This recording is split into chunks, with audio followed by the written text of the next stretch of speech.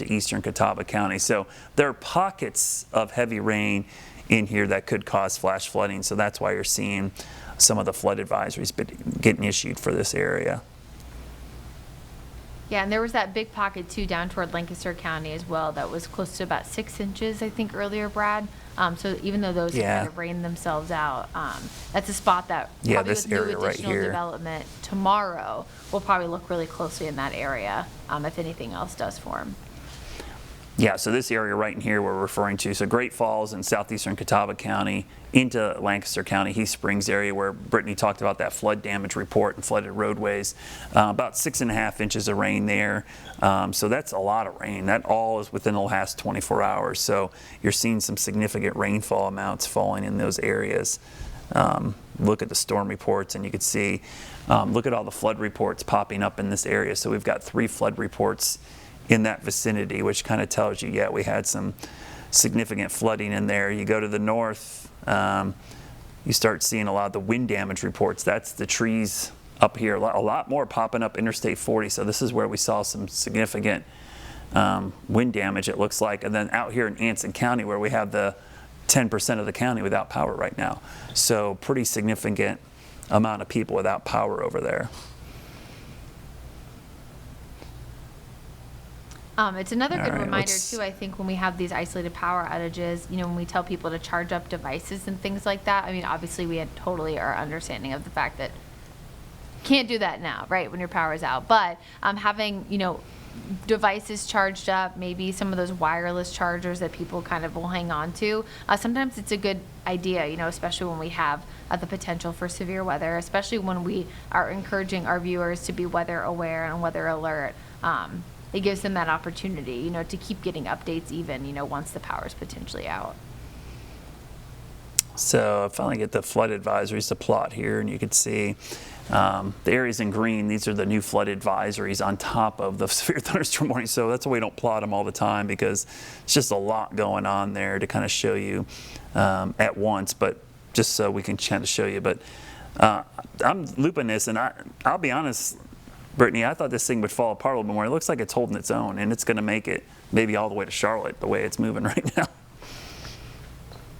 Take the dogs out while you can. Yeah, that's what I was thinking. Everybody in Charlotte going, nah, it's probably not going to rain tonight. I'm on a weird text thread with somebody in my neighborhood saying it's not going to rain until 12:30 in the morning. I'm like, I don't know. I don't know if I'd take that chance right now. Oh my gosh, trust your meteorologist neighbor. Come on, people. Well, and look at this. We got a little outflow boundary. So yeah, there's definitely some signs that I think 10 o'clock, I would bet this rain gets down in South Charlotte, if not sooner. It's 8:30 right now, and if it keeps moving at a certain pace, I think before the 11 o'clock news we're on tonight on WCNC and WCNC Plus, we'll definitely have some rain. It looks like a shower is just developing now in Uptown as I speak. So it looks like a little bit of rain developing there right now. So certainly getting closer and closer. And I think most areas are going to see at least a little bit of rain tonight, because it did look like later this evening around 8, 9 o'clock we were going to see this line kind of settle in somewhere over the I-85 corridor. And wouldn't you know it, right here at 8:26, we've got this line beginning to set up right on I-85, just as it looked like in some of the short-range guidance. Yeah, we do have a new video to show from Lincolnton. This coming in from one of our viewers, Nathaniel Clanton. Thanks so much for sending this in. But it looks like this was probably after, right? Is this video or just a picture, Jeb?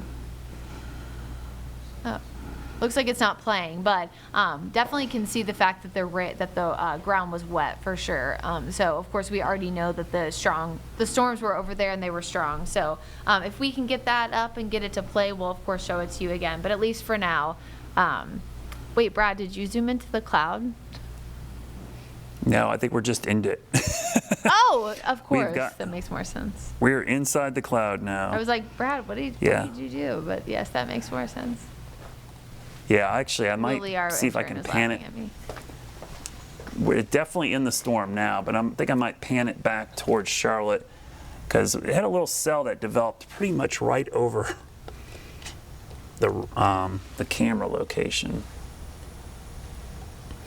I can't even see if we're moving because it's so... Oh, there we go. I can see a guy wire. So I think that's looking back towards Charlotte. But we are in the heart of a pretty strong cell right there. Yeah, you can't really see much. I mean, that is like, when you're at 1,450 feet, you're in the heart of that cell. So our camera is basically there moving into, and I'll zoom in. So yeah, we're definitely in the rain. Pushing in from the northwest. Yeah, if you guys look at how like the wire enveloped. looks like it's looking weird or whatever, that's water moving down the camera. That's Yeah, because there's water running down the lens, so in front of you. But we'll just put that there because we kind of know that guy wire is looking back towards Charlotte. Actually, I might widen it out to make sure we, just in case we miss anything. You can see every once in a while there's a big flash, and that's the cloud to ground and cloud to cloud lightning that we're in. I'll widen it out as much as we can. So I think we're at the widest view. So we'll keep it there. A lot of lightning there. I'm glad we're not in the tower. Yeah. Glad we're not on something metal that goes high up into the sky. Yeah, and as we heard last night with our expert, John Jensen, he is from the National Lightning Safety Council. One of the biggest myths about lightning is that metal attracts lightning. It just conducts lightning. So there's not a higher chance of getting hit by lightning if you're next to metal. It just means if you're touching something metal and it gets hit far away. I've seen this happen on fences. You're way far away and the lightning hits the fence. Mile away, the lightning will travel along the fence and get to you. So anything that conducts electricity is always going to be pretty dangerous out there. It's more about the height of the item, correct? Not what it's made of. Yeah. Yeah.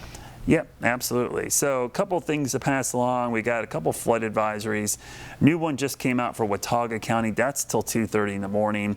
The one I just mentioned, Gaston, Lincoln, Cleveland County, that is until 11 p.m. So 2 more flood advisories, which flood advisory is just a little bit below flood warning. Flood advisory is more for general flooding, usually street flooding, some creeks and streams. Could be flooding culverts, ditches, but really not significant flooding. Once it gets upgraded to a flash flood warning, there's a base warning, then a considerable flash flood warning, and then a catastrophic or flash flood emergency. So there are levels of flood advisories and warnings, and right now we've got just mainly flood advisories in effect, with 1 flash flood warning for parts of Lancaster County, where we did have some really heavy rain. In fact, I just posted some video a second ago of some of the flooding down there. Looks like a lot of creeks and streams came up from completely dry conditions all the way to flash flood level. So it happened pretty quick down there. Yeah, and that's one of the reasons why we call it a flash flood versus just like a regular flood advisory or something, is the fact that the rain is coming up quickly, the water is rising quickly.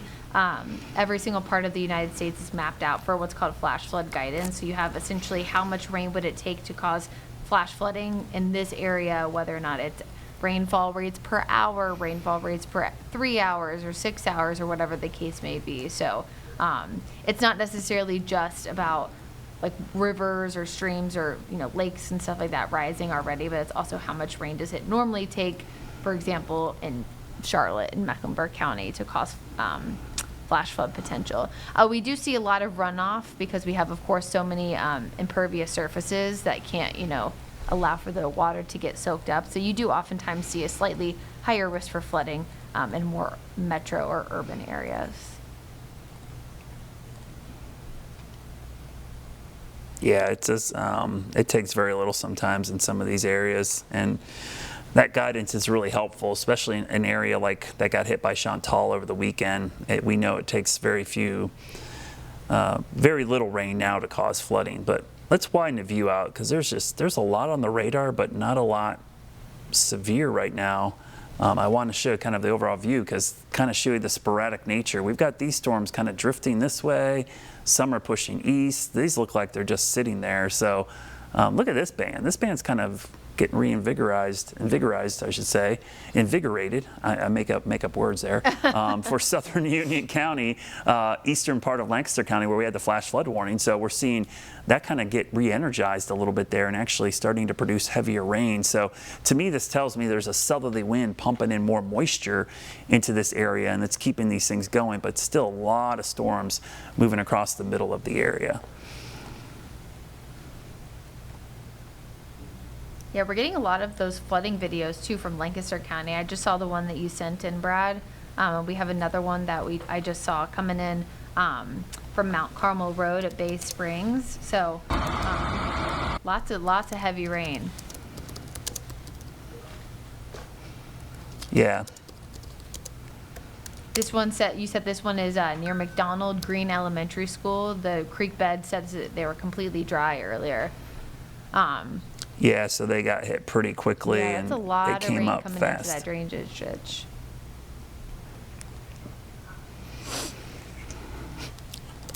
And I think that's what's shocking people is like some of these areas were pretty bone dry, and then all of a sudden they went from being completely dry to like having flash flooding going on. So I think it's always also good for being aware of your risk, anytime, we always talk about weather preparedness. It's like know your risk. So if you do live in an area that you already know is low lying or, more prone to flooding, it's a good idea too to kind of take those precautions before storms, could potentially impact you, like on a day like today where we're weather alert.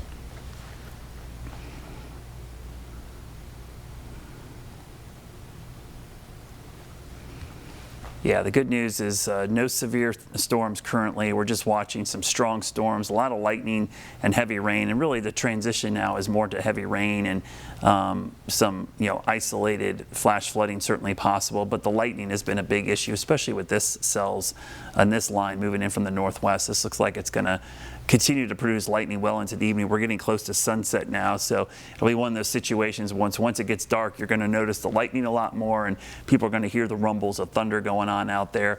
The lightning that you can't see during the day, it's there anyway. It's just daylight, so it's hard to see, but at night we start seeing lightning from farther away, and this thing will be illuminating the sky quite a bit here as we get into the darker part of the evening here. Sunsets at 8:40 tonight, but we get twilight for about half hour, 40 minutes or so. So it's usually 9:30 plus before it gets really, really dark out there. So don't be surprised if it feels even darker sooner than that, because the cloud cover and the storms actually makes it feel like it's already sunset in some locations. And that's kind of like what we're seeing from our Dallas camera right now.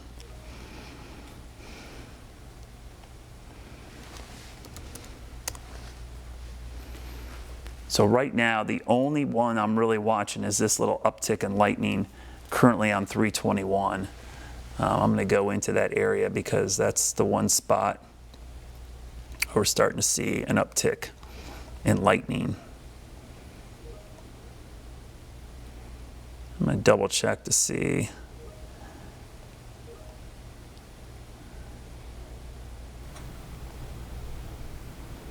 Yeah, there's a little bit of wind in there. It looks like maybe a brief downburst, but nothing that looks super strong or severe. So